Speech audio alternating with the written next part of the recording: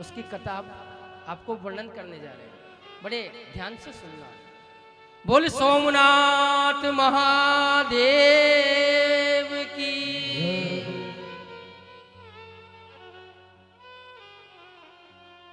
किस प्रकार सोमनाथ ज्योतिर्लिंग की इस संसार में उत्पत्ति हुई है, आइए कथा में हम प्रवेश करते हैं। सोमनाथ ज्योतिर्लिंग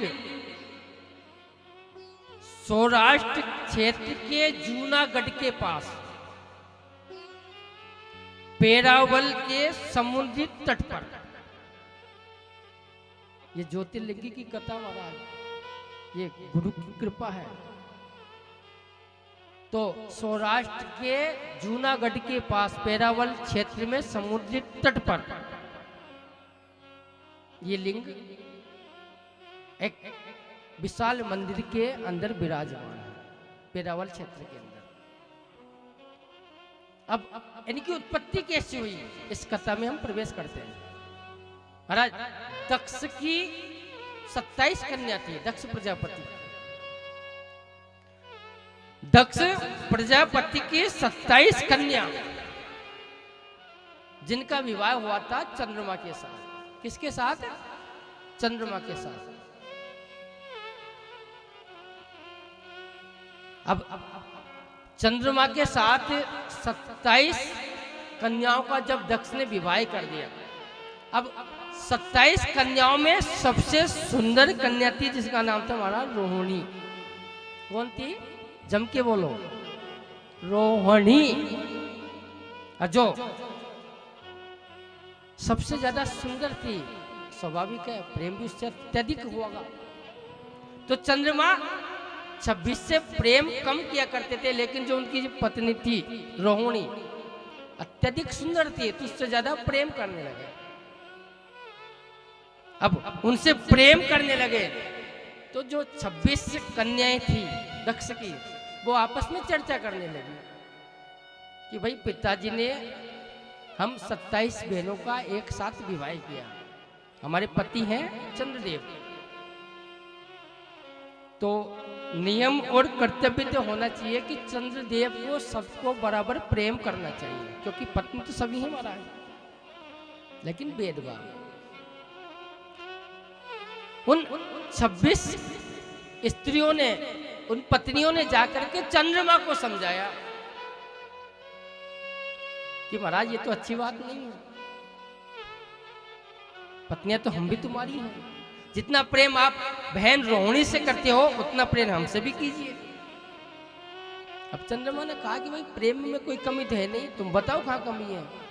लेकिन माता का स्वभाव होता है, वो तो जानती है कि किससे अत्यंत प्रेम करते हैं। कुछ दिन निकले, लेकिन चंद्रदेव अपने स्वभाव से नहीं दीजिए। एक दिन दक्ष प्रजापति चंद्रमा के पास आए। जब उनकी 27 बेटियों को उन्होंने देखा तो 26 ने एक साथ कहा कि पिताजी, आपने हमारा विवाह चंद्रमा के साथ किया है। नियम तो ये कहता है कि सबको बराबर प्रेम करना चाहिए, लेकिन बहन रोहिणी से अत्यंत प्रेम करते हैं। तो उस समय चंद्रमा को दक्ष प्रजापति ने बहुत समझाया कि हे दामाद, है तो तुम मेरे पुत्र के समान, क्योंकि शाश्वताम प्राप्त हुआ है। और नियम शास्त्र कहता है कि आपकी जो रोहिणी पत्नी है ऐसी की ऐसी 26 की 26 भी है। जितना प्रेम आप रोहिणी से करते हो उतना ही प्रेम आप इनसे भी कीजिए। अब महाराज, वस्त्र हो तो बदले, स्वभाव कैसे बदले? स्वभाव कैसे बदले? वस्त्र होता तो बदल के रख देते, लेकिन स्वभाव कैसे बदला जाए? दिनों दिन चंद्रमा रोहिणी से अत्यंत प्रेम करने लगे। जब प्रेम करने लगे तो उनको रहा नहीं गया, फिर अपने पिता पास दक्ष के पास पहुंची। तो दक्ष ने आकर के फिर चंद्रमा को समझाया, लेकिन जब चंद्रमा नहीं समझे तो उस समय दक्ष प्रजापति ने उनको श्राप दे दिया। क्या कहा कि आज से तुम श्रेय हो जाओ। श्रेय यानी कि संसार से लुप्त हो जाओ। चंद्रमा अब महाराज जैसे ही श्राप दिए तत्क्षण उसी समय पूरे ब्रह्मांड में अंधेरा, पूरे ब्रह्मांड में अंधेरा हो गया। चंद्रमा का काम है रात्रि में प्रकाश करना। चंद्र है ही नहीं तो उजाला कहां से होगा। और जब चंद्रमा है ही नहीं तो उजाला नहीं। अब चारों तरफ अंधेरा, हर जगह देवी और देवताओं के पास गया, समस्त देवों के पास गया कि मेरी तुम सहायता करो, मेरी तुम सहायता कीजिए। लेकिन महाराज प्रजापति दक्ष के श्राप हैं, कौन करेगा सहायता। जब कहीं भी इनको सहायता नहीं मिली तो सारे देवता मिलकर के और चंद्रमा को साथ लेकर के ब्रह्मा जी की शरण में गए। ब्रह्मा जी ने जाकर के कहा कि दक्ष के प्रजापति के श्राप है, हम इसको झूठा नहीं कर सकते। हम सब मिलकर के नारायण भगवान के पास चलते। तो नारायण भगवान के पास गए तो नारायण ने कहा कि मैं दक्ष प्रजापति के श्राप को नहीं झुठला सकता। यदि आपको इस श्राप से मुक्ति पाना है तो मेरे देवादिदेव महादेव का ध्यान कीजिए। जब उनका ध्यान किया तो समस्त देवों के साथ 6 महीने तक, कितने महीने? 6 महीने तक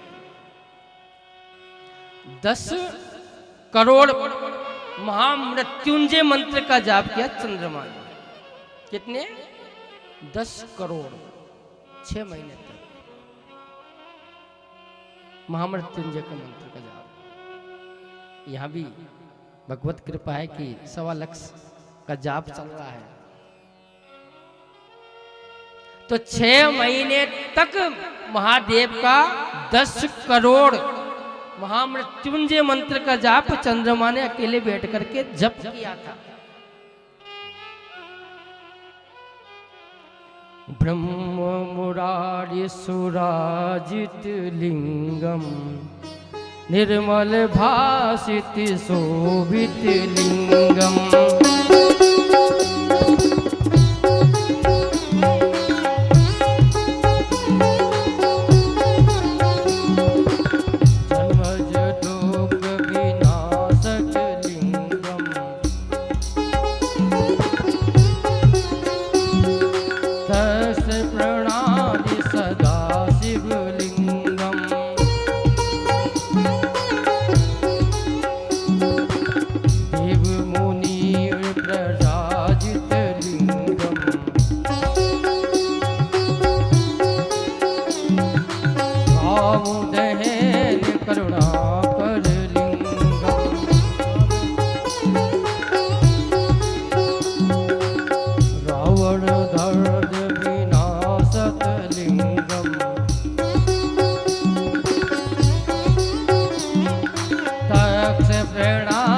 सदा